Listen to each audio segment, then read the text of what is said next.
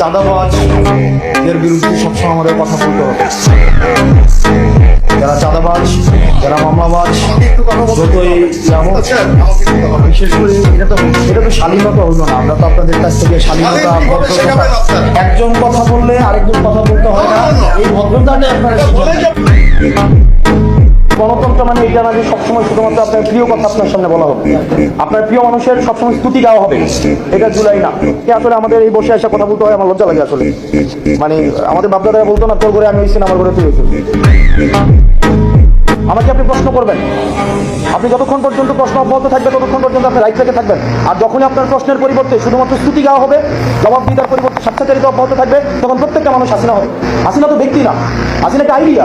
হাসিনা কি স্তুতি ছাড়া, এখানে প্রশংসা ছাড়া কিছুই বলা যেত না। প্রেস কনফারেন্সগুলো কি হইতো, প্রত্যেকটা প্রশ্ন করা হয়তো খুশি করার জন্য, এবং একটা প্রশ্নের বিনিময়ে একটা দেশের অ্যাম্বাসি ভিজিট। আপনি রাজনীতির ঊর্ধ্বে কি?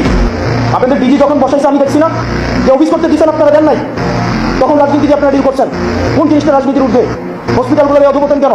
টেন্ডার বাণিজ্য হয় না, আপনি অস্বীকার করতে পারবেন। আমি আসলাম আব্দুল্লাহ সাক্ষী, আপনাদের কোনো স্বাস্থ্যসেবার আমি 6টা মাস আমি ক্লোজ ডিল করেছি। আপনাদের পোস্টিং প্রমোশন এগুলো রাজনৈতিকভাবে ডিল করা হয় না, আপনি বলতে পারবেন।